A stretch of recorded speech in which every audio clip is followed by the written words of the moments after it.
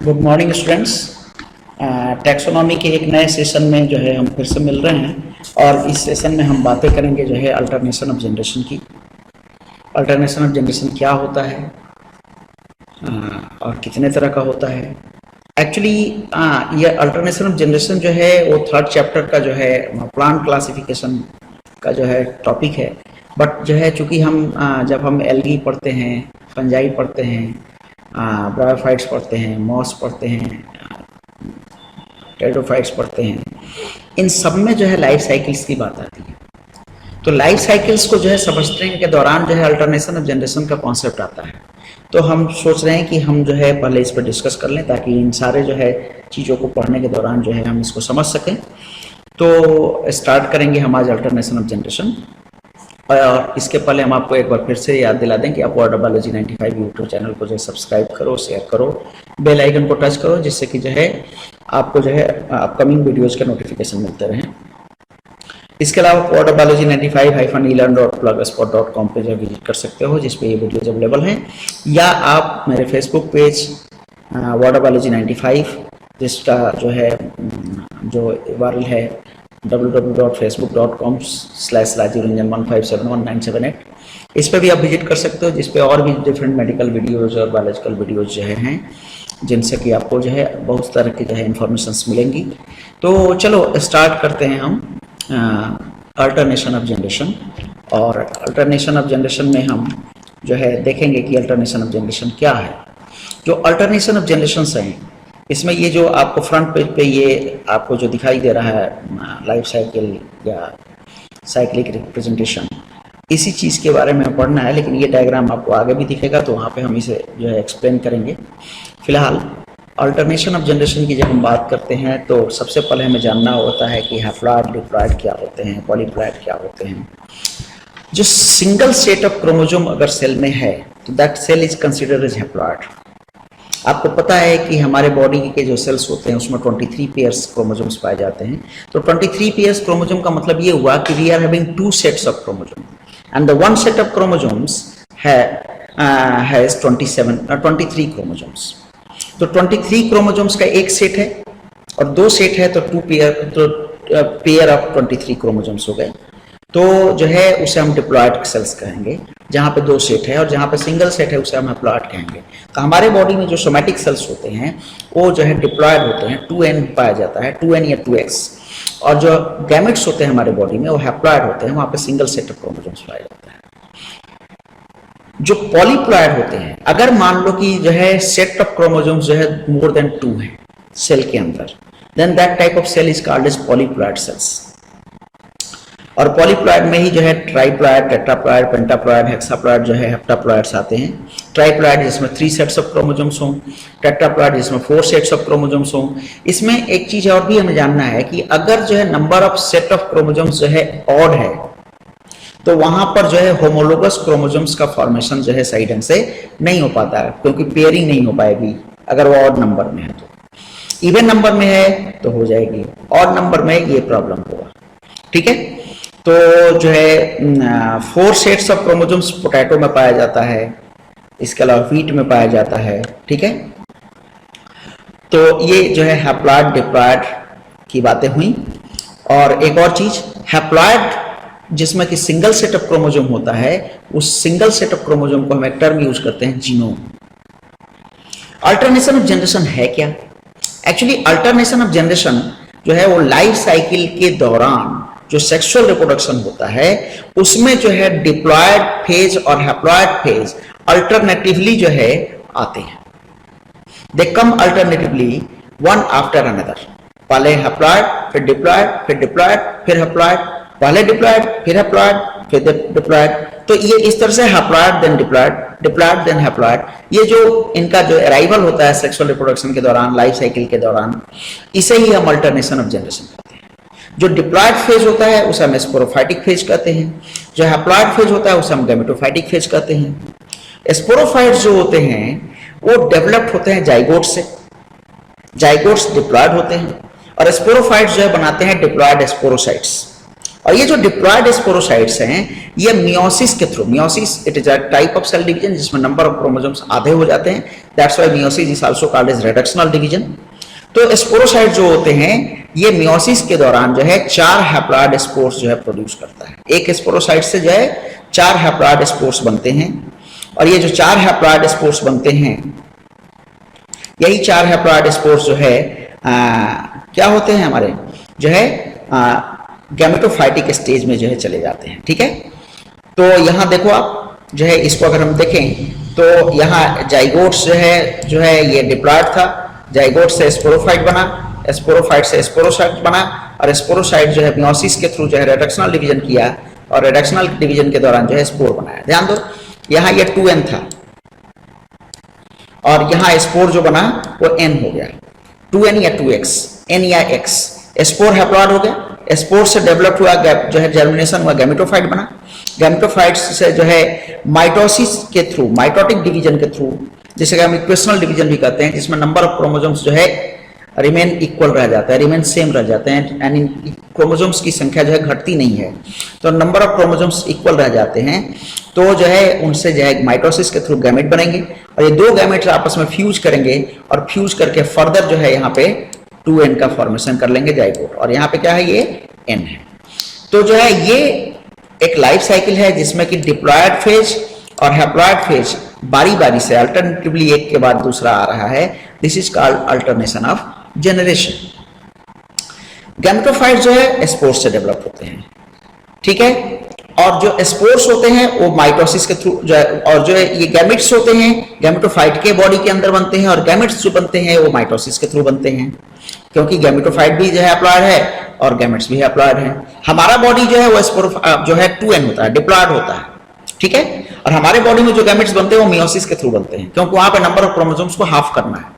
But जहां gametophyte है वहां पर जो है माइटोसिस होगा और माइटोसिस के थ्रू गैमेट बनेगा और फिर फर्दर जो है 2 गैमेट्स आपस में फ्यूज करेंगे, फ्यूज करके जाइगोट का फॉर्मेशन करेंगे, ठीक है, और फ्यूजन के प्रोसेस को हम फर्टिलाइजेशन या सिंगैमी कहते हैं। फिर से देखो आप यहाँ पे वही चीज दिखा रहा है, this is the meiosis, meiosis वो पार्ट है जिसके थ्रू जो है ये डिप्लॉयड स्टेज जो है वो हैप्लॉयड स्टेज में पहुंच रहा है, और फर्टिलाइजेशन वो पार्ट है जिसके थ्रू जो है हैप्लॉयड स्टेज जो है डिप्लॉयड स्टेज में पहुंच रहा है, ठीक है, this is alternation of generation, ठीक है। तो ये ऑलरेडी जो है आपको बता दिया हमने, first cell of gametophyte generation is spore, ठीक है, और सेकंड जो है लास्ट जो है गैमेट है। देखो गैमेटोफाइट का जो फर्स्ट जो है स्पोर है और लास्ट जो है गैमेट है, और स्पोरोफाइट का फर्स्ट जो है जाइगोट है और लास्ट जो है स्पोरोसाइट है। जो स्पोरोफाइट है वो गैमेटोफाइट में चेंज करता है, ये मियोसिस के थ्रू होता है, और जो है गैमेटोफाइट स्पोरोफाइट में चेंज करता है, ये फर्टिलाइजेशन के थ्रू होता है। Types of alternation of generation, alternation of generation 3 तरह के होते हैं, हैप्लॉन्टिक, डिप्लॉन्टिक एंड हैप्लोडिप्लॉन्टिक। इसके लिए हम हैप्लॉन्टिक के आगे लाइफ साइकिल जोड़ देते हैं, haplontic life cycle, diplontic life cycle and haplodiplontic life cycle, क्योंकि अल्टरनेशन ऑफ जनरेशन ये लाइफ साइकिल का ही पार्ट है, इसलिए हम जो है यहाँ पे haplontic, diplontic and haplodiplontic life cycle की बातें करते हैं। हम एक एक करके इसे देखेंगे कि क्या होते हैं। First haplontic life cycle. एक और खास बात, हमने इन तीनों लाइफ साइकिल को समझाने के लिए आपके एनसीईआरटी के टेक्स्ट और एनसीईआरटी के डायग्राम को यूज किया है। ये एनसीईआरटी का डायग्राम है और ये जो है हैप्लॉन्टिक का जो है एनसीईआरटी का जो है टेक्स्ट है। तो क्या बोल रहा है, sporophytic generation is represented only by the one cell zygote, और ये जाइगोट क्या होता है, फ्री लिविंग नहीं होते, ठीक है। मियोसिस के थ्रू जाइगोट तुरंत जो है हैप्लॉयड स्पोर्स में बदल जाता है। देखो यहाँ पे केवल ये जाइगोट जो है यही डिप्लॉयड है। इस पूरे लाइफ साइकिल में जो कि हैप्लॉन्टिक लाइफ साइकिल है, इस पूरे लाइफ साइकिल में only and only zygote is diploid, ठीक है। जाइगोट 2n बना फ्यूजन के थ्रू, गैमेट्स के फ्यूजन के थ्रू जाइगोट बना, और जाइगोट बनते ही मियोसिस किया, मियोसिस के थ्रू जो है फर्दर हैप्लॉयड स्पोर्स का फॉर्मेशन कर लिया। यहाँ पे जो गैमेटोफाइटिक स्टेज है, यह हैप्लॉयड स्टेज है, ये डोमिनेंट है, ये फ्री लिविंग है। लेकिन जो स्पोरोफाइटिक स्टेज है जो कि जाइगोट के फॉर्म में है, ये फ्री लिविंग नहीं है, बल्कि ये बॉडी के अंदर है, और that is for very very very short period. तो हैप्लॉन्टिक लाइफ साइकिल जिसमें कि जो है हैप्लॉयड फेज या गैमेटोफाइटिक फेज जो है डोमिनेंट होता है, फॉर लॉन्ग टाइम होता है, फॉर लॉन्ग ड्यूरेशन होता है, और डिप्लॉयड फेज या स्पोरोफाइटिक फेज जो है बहुत ही कम समय के लिए होता है और फ्री लिविंग नहीं होता है। जो एल्गी होते हैं उनमें जो लाइफ साइकिल होता है वो ऑलमोस्ट हैप्लॉन्टिक लाइफ साइकिल होता है। ठीक है, नेक्स्ट यहाँ देखो alternation of generation in algae को दिखाया गया है।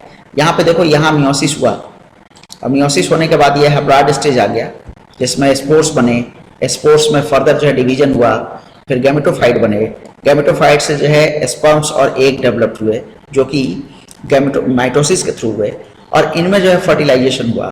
तो फर्टिलाइजेशन होने के बाद ये हैप्लॉइड जो है डिप्लॉइड स्टेज में पहुंच गया। ध्यान दो, this zygote stage is diploid stage. Zygote कहाँ है? Inside the body of gametophyte.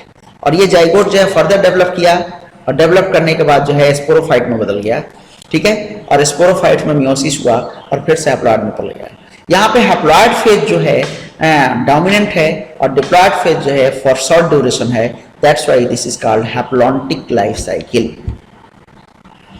Diplontic life cycle देखो यहाँ पे, डिप्लॉन्टिक में क्या है, ये पूरा का पूरा एरिया जो है डिप्लॉन्टिक यानी डिप्लॉइड स्टेज है जो कि डोमिनेंट है, फ्री लिविंग है, और ये हैप्लॉइड स्टेज है।